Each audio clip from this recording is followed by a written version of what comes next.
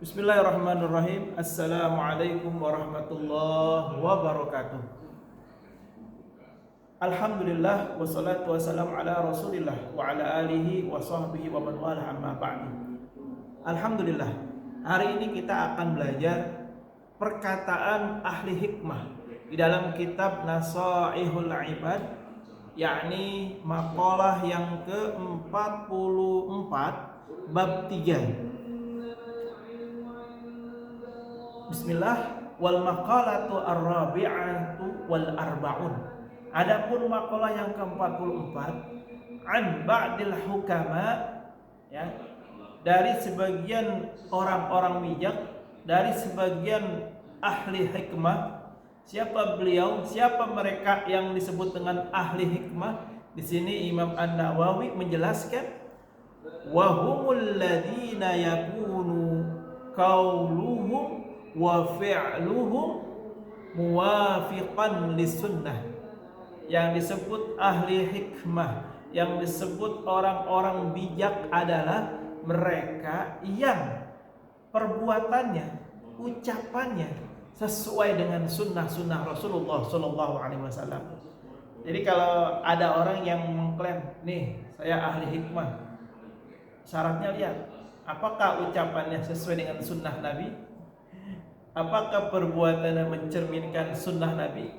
Kalau itu iya benar, oke, itu adalah ahli hikmah, orang yang bijaksana. Karena kebijaksanaan yang Allah berikan kepada seseorang itu mustahil, ya, didapat oleh seseorang apabila seseorang itu jauh dari perbuatan-perbuatan sunnah.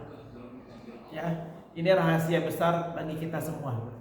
Ketika kita ingin menjadi orang yang dibukakan pintu hatinya, dijernihkan hatinya, dilembutkan hatinya, maka kunci yang harus kita buka adalah kita harus mensinkronkan antara lisan kita, ucapan kita dengan perbuatan kita ke sunnah Rasulullah SAW.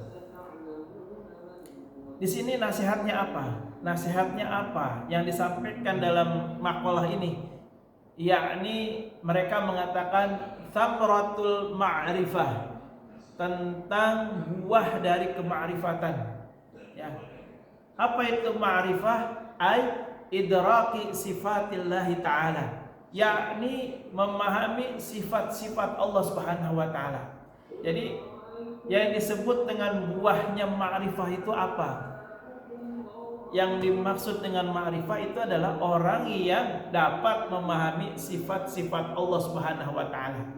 Nah, salatu khisalin, ada 3 perkara, ya, yang ini merupakan buah dari kemakrifatan seseorang.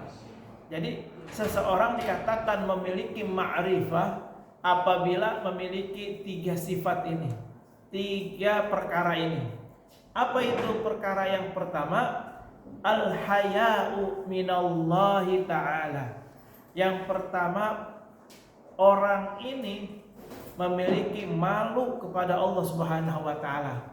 Malu kepada Allah itu yang bagaimana? Apakah tutup muka kayak begini malu? Tentu bukan itu yang dimaksud malu kepada Allah Subhanahu wa taala. Di sini saya menyampaikan penjelasan dari kitab ini, yakni yang dikarang oleh Imam An-Nawawi, Al-haya'u minallahi ta'ala ay inqibadul qalb an ma'asillahi ta'ala. Jadi yang disebut malu itu adalah menyusutnya hati dari berbuat maksiat kepada Allah. Jadi kalau orang malu kepada Allah, maka dia harus menjauhkan dirinya, menjauhkan hatinya dari berbuat maksiat kepada Allah Subhanahu wa taala. Yang pertama. Yang kedua, dikatakan orang itu mendapatkan samaratul ma'rifah, buah dari kemakrifatan adalah wal hubbu fillah. Apa itu hubb? Hub itu artinya cinta. Dia memiliki kecintaan kepada Allah. Apa tandanya? Apa cirinya? Lihat, Imam An-Nawawi di sini menjelaskan, ar-raghbatu fima 'indallah minas thawab wa husuli ridhahu ta'ala. Jadi al-hub fillah, cinta kepada Allah, kata Imam An-Nawawi, adalah suka pada perkara yang ada di sisi Allah, yakni berupa pahala-pahala dan hasilnya bisa mengundang keridhaan Allah Subhanahu wa taala. Jadi dikatakan seseorang itu cinta kepada Allah, dia itu menyukai apa-apa yang ada di sisi Allah. Di sisi Allah itu ada dua, yang satu perintah, yang satu larangan. Yang perintah kita kerjakan, yang larangan kita jauhi. Sehingga apa? Sehingga akan mengundang ridho Allah Subhanahu wa taala kepada kita. Itulah yang disebut dengan hubbulillah, ya. Yang kedua, yang ketiga, wal unsu billah. Apa itu al uns? Al uns itu artinya bergembira karena Allah Subhanahu wa taala.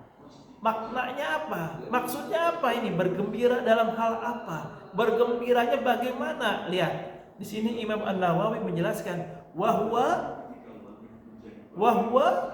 sahwu billah fa kullu musta'nisin salihun wa huwa atharu musyahadati jamal hadratillahi ta'ala fil qalb.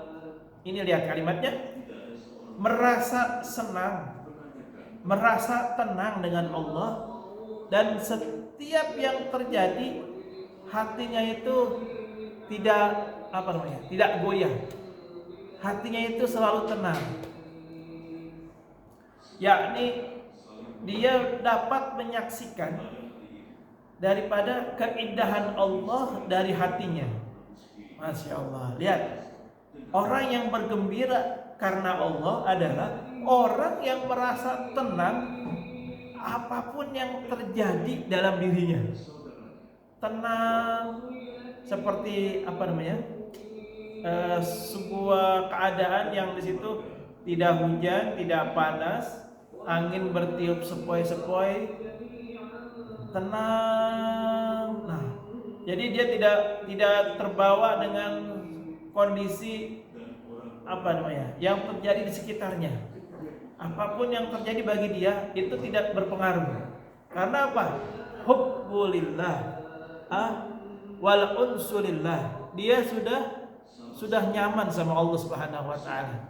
Masya Allah. Jadi benar ya, benar kiranya bahwa orang yang mendapatkan kemakrifatan dalam dirinya itu memang luar biasa. Orang yang bisa merasakan kemakrifatan dalam dirinya itu memang tidak mudah dan butuh perjuangan. Bagaimana? Yang pertama, dia harus malu kepada Allah. Yang kedua, dia harus cinta kepada Allah. Yang ketiga, dia harus gembira, merasa senang bersama Allah Subhanahu wa taala.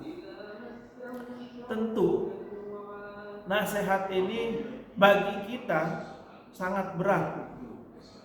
Tapi nasihat ini bukan hal yang mustahil.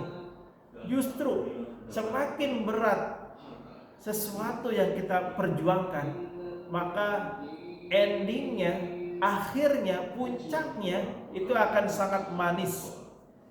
Ya, puncaknya itu akan terasa sangat membahagiakan ketika sesuatu itu kita dapatkan dengan cara yang sangat berat tadi. Ya, oleh karena itu sedikit orang yang sampai pada makom hukama, pada makom hikmah ini, sedikit. Kenapa? Karena setiap kali dia berkata, itu berkatanya ilmu. Setiap kali dia ngomongnya itu bijak. Orang itu akan terpesona dengan kata-katanya. Karena apa? Karena yang dia sampaikan, yang dia bicarakan itu bukan lagi karena hawa nafsunya, bukan lagi karena keinginannya semata, tapi tidak lain dan tidak bukan dia berbicara karena Allah menghendaki dia berbicara, sehingga kata-katanya itu sopan, kata-katanya itu menyejukkan, kata-katanya itu penuh hikmah, penuh manfaat, seperti itu. Jadi siapapun di muka bumi ini ketika dia merasa ya katanya nih, saya ahli hikmah, saya orang bisa nih, orang pinter nih misalnya nih, ya gampang kita cara mendeteknya. Bagaimana ucapannya, bagaimana sikapnya, bagaimana dia hubbullah, bagaimana dia unsullah, bagaimana dia al-haya'u ilallah, ya. Jadi sekali lagi, kalau kita ingin menjadi orang yang termasuk ahli hikmah, kita harus menguasai tiga perkara yang tadi. Tapi sekali lagi, ini bukan sesuatu yang berat kalau kita mau berusaha, karena sesuatu yang berat itu akan mendatangkan sesuatu yang sangat indah dan nikmat sekali di penghujungnya, ya. Allahu a'lam bishawab. Mohon maaf jika ada yang salah, mohon maaf jika ada yang tidak berkenan. Hadanallahu wa iyyakum ajmain. Assalamualaikum warahmatullahi wabarakatuh.